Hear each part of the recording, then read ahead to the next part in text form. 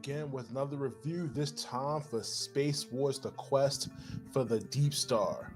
But I didn't know what to expect from this, but I'm glad I watched it. This took me back. Movie's about an hour 20, hour 30 minutes, and it's a fun ride all the way through.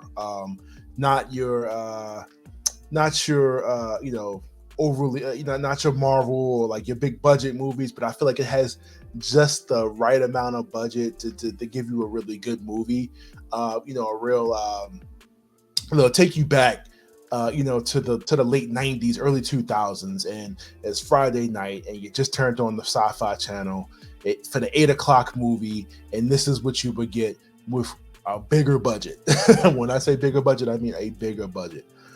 Space Wars: The Quest for the Deep Star sets place in 2980, and they kind of set up the story saying that uh, by this point in the future, they figured out how to extract souls um, into a purified liquid form, and pretty much they extract your soul and they are able to put it in another body with a little bit of cybernetics. So you're basically a cyborg, half human, half cyborg.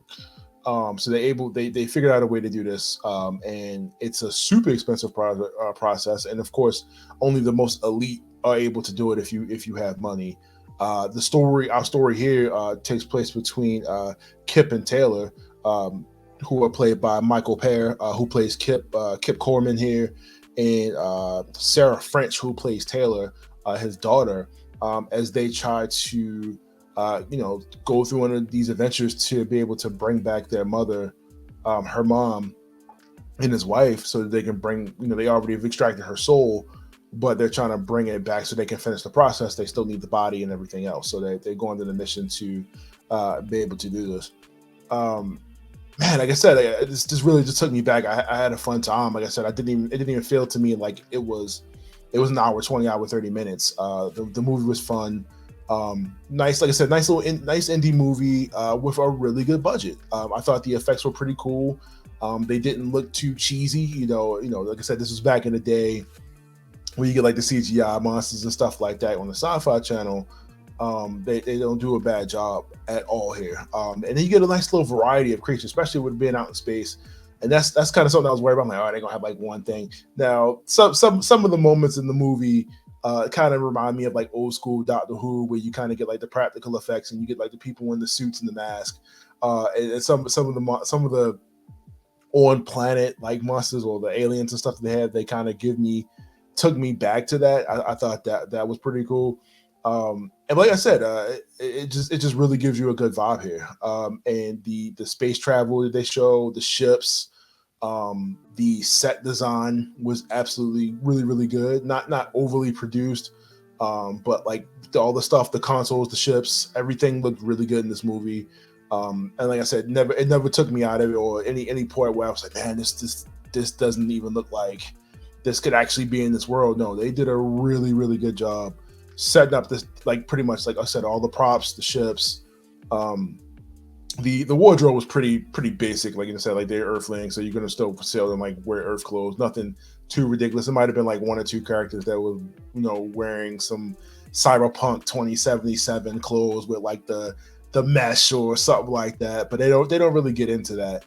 Um, One of the things I noticed was as I was watching this movie is like every movie that has space and has a hyperdrive, every hyperspace scene looks the same. I don't know if that's just like a format down the line that everybody's like, yeah, we're gonna just use hyperspace and we're gonna see the light kind of come at the screen. Basically the Star Wars scene where everything that I've seen took me back to that. But like I said, this like I said, those Saturday night TV shows, the sci-fi, this kind of took me back to shows like Andromeda, and Star Trek, stuff like that.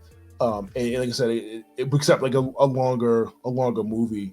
I don't remember Andromeda with Kevin Sorbo. Check that out; it's pretty good. I like it. But it really reminds me of that. Except in this story, the entire story is basically Kip and his daughter are trying to gain the money so that they can use they can finish the process to get his mother's back, get his wife and her mother back, so that she can retain her body. And of course, they go on missions and stuff like that. And the process of this, they're also being tracked down by ruthless bounty hunters and other stuff that are trying to either kill them or knock them off of the mission that they're on. So that's either here there. But like I said, it's a lot of good things here. At one point I'm like, man, this turned into a kaiju movie for for the most part. They land on one of the planets, and you start to see like some of the monsters. Like I said, and they actually look pretty decent. Not high movie, not Hollywood big movie decent, but like decent enough where all right, I'm not caring. Like I said, old school Doctor Who, before they started getting more money. But like I said, they do a really good job. Just some of the cast, like I said, Kip, Michael Paré, who plays Kip, he does a really good job. Gives you a real Han Solo vibe, which I think that's what they were going for. Oliver Gruner, who plays Deepstar, he's the bounty hunter, space pirate dude who's willing to kill everybody and do whatever so they can find this treasure, which is on the Deepstar. Which, like I said, the Deepstar is pretty much like the journey here. Like they're trying to find this ship that was said to have went off somewhere and it had treasure that could pretty much set you up for the rest of your life. And everybody's kind of on this treasure hunt to get it. Sarah French, like I said, she plays Taylor. She's like the mechanic in this movie. She's the fighter. She has a couple fight scenes though. And there's one scene where like he is pretty crazy because she's like, I don't know if she was actually taking the hit in the movie, but it looked pretty damn believable. So like I said, Sarah French does a really good job playing that character there. Tyler Gallant, who plays Wade, I'm not even going to spoil that, but he's basically the asshole of the movie. You know what I'm saying, on the bad guy side. But like I said, great cast, not super huge, but just enough to kind of get the story and the point across. Like I said, I mean, this is a really good combination of like everything sci-fi that you love back in the day. This will definitely drag your attention. Like I said, like an hour and 20, not too long. You in and out. You didn't watch what you needed to see. And I think that it will. I mean, this is something that I definitely think that you will enjoy. If you're a fan of like that old sci-fi, that mystery science theater, I think you will absolutely like this movie. But like I said, this is like, it's an indie movie. So like I said, I mean, that I don't know if that's going to turn you off, but like sometimes you gotta give these indie movies a chance. And because like I went into this thinking that it wasn't going to be good based off of that, and I was wrong. I actually did have a good time. I had fun. Kind of turn your brain off. Don't overthink it. Just kind of go on the adventure. And like I said, you definitely will have a good time. Good cast, good set design.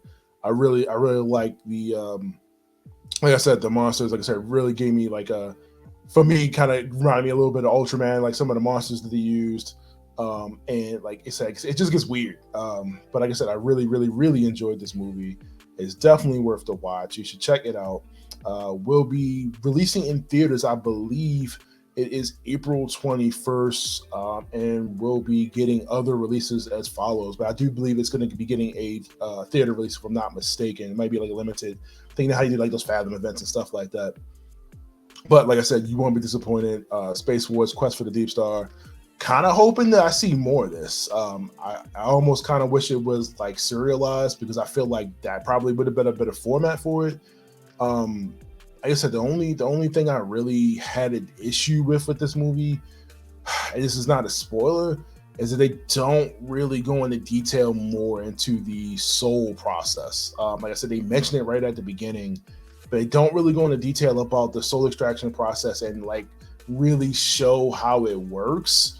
And I think that was kind of one of the things for me. Like I said, I'm not spoiling anything, but like at the beginning, they really didn't like explain a lot of that. And I really wanted to see more of that process, because that is like the overall journey.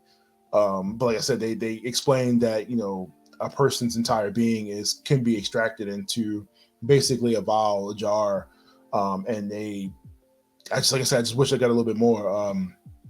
At first I was getting like real Altered Carbon vibes, and that was on. I said that was on Netflix, where like you're able to like pretty much put your consciousness on a disc and then put it into a new body.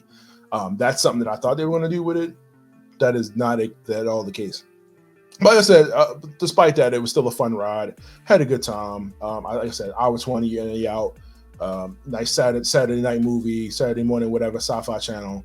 And like I said, if you're watching this, if you like any of those genres, sci-fi, Star Trek, any of that stuff like that, you will enjoy this movie. You will have a fun time watching this. Like I said, Space Wars: Quest for the Deepstar. You should be able to see this by the 21st of April. But let me know what you thought about it. Kind of had similar vibe that I did about like just kind of the whole thing. Like I said, it's cheesy, but I had fun. Dialogue is definitely cheesy, but I still had fun. It will not take you out of it. But like I said, check it out. It's going to be coming out. Leave me a comment below. Let me know what you thought about the review, what you thought about the movie once you get a chance to see it. But I guarantee you that you will have fun watching it. Definitely check it out. And on that note, I'll see you next time for another review. See you.